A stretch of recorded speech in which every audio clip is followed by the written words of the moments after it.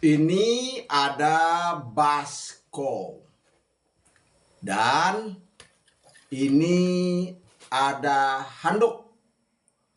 Untuk apa, saudara-saudara? Untuk melaksanakan perintah dan ikut teladan Yesus mencuci kaki jemaat.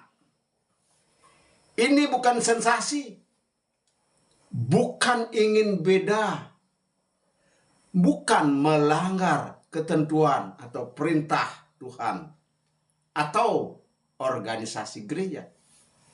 Tetapi ini mencoba taat, mencoba ikut contoh sesuai perintah dan contoh Tuhan Yesus. Saudara-saudaraku, bersama Yesus ada masa depan, bersama Yesus masa depan cemerlang. Pasti, pasti, pasti. Renungan pagiku kali ini adalah mencuci kaki. Saudaraku, dalam Yohanes pasal 13 ayat 1 sampai dengan ayat 14. Namun saya akan membaca di dalam ayat 14. Yohanes pasal 13 ayat 14 saja. Saya membacanya dalam 4 terjemahan. Terjemahan baru. Jadi jikalau aku membasuh kakimu, aku yang adalah Tuhan dan gurumu, maka kamu pun wajib saling membasuh kaki. Terjemahan lamanya, jikalau aku Tuhan dan guru sudah membasuh kakimu, patutlah kamu juga membasuh kaki sama sendiri. Bahasa Indonesia sehari-harinya, kalau aku sebagai Tuhan dan gurumu membasuh kakimu, kalian wajib juga saling membasuh kaki. Terjemahan audio video Bridging atau AVB.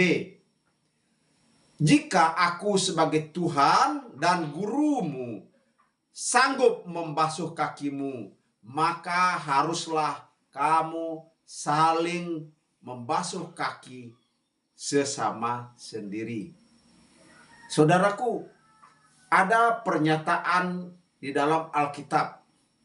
Yang pertama di situ Yesus adalah Tuhan, yang kedua Yesus adalah guru, yang ketiga Yesus adalah hamba yang taat. Tetapi ada pernyataan di dalam Alkitab yang lain, maksudnya isi Alkitab yang lainnya, Yesus adalah imam, Yesus adalah juru selamat, Yesus adalah nabi, dan Yesus adalah raja. Saudaraku, Yesus adalah nabi. Artinya, Yesus menjadi penyampai firman Allah kepada umatnya. Ya, Yesus adalah nabi. Kemudian Yesus adalah imam, artinya Yesus menjadi perantaraan antara umat dengan Allah, menyampaikan persembahan-persembahan, menyampaikan doa-doa. Yang berikutnya, Yesus adalah juru selamat. Dalam makna, Yesus menjadi jalan untuk pengampunan dosa, jalan keselamatan bagi manusia.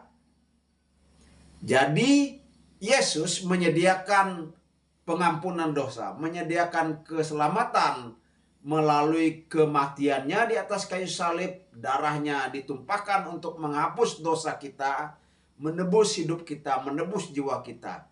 Dan dia bangkit dari antara orang mati, menunjukkan bahwa dia berkuasa atas maut, memberi kemenangan, memberi pengharapan kepada setiap orang yang percaya kepada Yesus. Kemudian Yesus adalah raja. Raja di atas segala raja. Raja di atas semua raja. Dalam arti bahwa Yesus akan memerintah dengan benar, dengan kebenaran. Yesus akan memerintah dengan keadilan, dengan adil, dan dengan hikmat serta bijaksana. melalui pemerintahannya akan mendatangkan damai sejahtera. Tidak ada peperangan, tidak ada dosa. Yesus akan juga memerintah dengan kuasa. Yang tidak taat, yang berdosa langsung dihukum. Sehingga ada keteraman, ada kedamaian, ada kesejahteraan, dan hidup penuh dengan kelimpahan. Selanjutnya Yesus adalah guru. Ini sesuai dengan teks. Tugas guru adalah mendidik, mengajar, memberi keterampilan, memberi penilaian, memberi motivasi, dan yang paling penting adalah memberi teladan. Yesus mendidik dalam arti sebagai guru. Mendidik berarti membuat perubahan sikap, tingkah laku, mental, dan spiritual.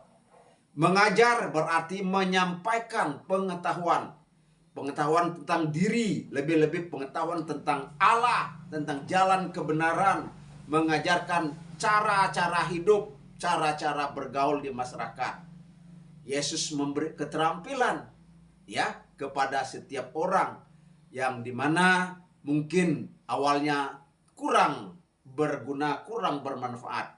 Contohnya murid-muridnya sebagai nelayan, dan Tuhan Yesus mendidik, mengajarnya, akhirnya mereka menjadi rasul, menjadi para penginjil yang menyampaikan berita tentang Tuhan Allah. Yesus sebagai guru, ia mendidik, ia mengajar, ia memberi keterampilan, ia memberi penilaian, dia memberi motivasi, dan juga memberi teladan kepada murid-muridnya. Mendidik berarti membuat perubahan sikap karakter, yang malas menjadi rajin, yang acuh tak acuh menjadi giat, yang agak kurang cerdas menjadi cerdas. Dan Yesus mengajar, memberi pengetahuan tentang Allah, yang tidak tahu tentang Allah menjadi tahu. Yesus mengajar tentang diri manusia, bahwa diri manusia memerlukan keselamatan. Diri manusia yang berdosa perlu pengampunan. Yesus juga mengajar bagaimana hidup bermasyarakat, saling mengasihi, saling mengampuni. Yesus memberi keterampilan di mana para murid yang belum terampil, tidak tahu bagaimana berdoa, tidak tahu bagaimana menginjil, akhirnya mereka terampil berdoa, terampil mereka bersaksi, terampil mereka melayani, terampil mereka membawa banyak jiwa kepada Tuhan. Yesus juga memberi penilaian. Dia akan katakan kamu benar, kamu salah, kamu benar, kamu salah. Dan memberi motivasi serta memberi pengharapan. Lebih-lebih Yesus memberi teladan atau kehidupan yang menjadi keteladanan. Bagian berikutnya adalah Yesus sebagai Tuhan. Sebagai Tuhan berarti Yesus adalah junjungan yang tinggi, yang patut dipuji. Yesus junjungan yang patut disembah. Yesus junjungan yang dimuliakan. Yesus junjungan yang diagungkan. Dan Yesus junjungan yang harus diikuti. Bagi saudara-saudara yang mengatakan, sebutkanlah satu ayat saja yang mengatakan di mana Yesus menyebut dirinya Tuhan. Nah, inilah ayatnya. Yohanes pasal 13 ayat 13 dan ayat 14. Kamu menyebut aku guru dan Tuhan. Ya, saudaraku, Yesus adalah guru dan Tuhan. Yang berikutnya, Yesus adalah hamba. Hamba yang taat. Dalam arti bahwa Yesus menghambakan dirinya. Yesus merendahkan dirinya. Yesus di dalam menghambakan diri dan merendahkan diri, yang menonjol adalah dia melayani. Melayani para murid, melayani umat. Di mana yang lemah dikuatkan, yang buta matanya dicelikkan, yang tuli telinganya dapat mendengar, yang bisu dapat berkata-kata, yang sakit disembuhkan, dan bermacam-macam penyakit disembuhkan oleh Yesus, karena Yesus adalah seorang hamba tetapi maha kuasa, hamba yang melayani.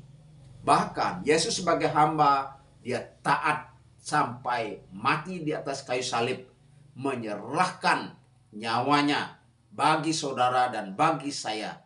Yang menerimanya diselamatkan, yang menolaknya akan binasa. Saudaraku, mengapa upacara basuh kaki ini dilaksanakan? Dan dilaksanakan di gereja kecil kami, Mazmur 112 Seborang. Dan ini pelaksanaannya yang kedua kali. Karena tahun lalu di bulan September juga kami melaksanakannya. Tadi, saudaraku, ini baskom ya, untuk menampung air, dan ini adalah handuk kecil untuk lap kaki. Untuk apa ini semua? Ya, melaksanakan perintah Yesus dan ikut teladan Yesus untuk mencuci kaki jemaat. Ini bukan sensasi. Ini bukan ingin beda dengan yang lain. Ini tidak melanggar ketentuan dan perintah Tuhan. Tetapi ini mencoba untuk taat, mencoba ikut contoh teladan sesuai perintah dan teladan Yesus. Makna daripada membasuh kaki adalah kasih yang melayani, kasih yang merendahkan diri, kasih yang disertai dengan ketaatan. Saudaraku, prosedurnya gembala mengucapkan kata-kata, "Aku membasuh kakimu sesuai perintah dan teladan Yesus, maka berilah kakimu untuk kubasuh." Dan gembala membasuh kaki pengurus yang kakinya sudah dibasuh, pergi melayani membasuh kaki jemaat lainnya. Saudaraku yang dikasihi oleh Tuhan, demikianlah firman Tuhan hari ini untuk kita.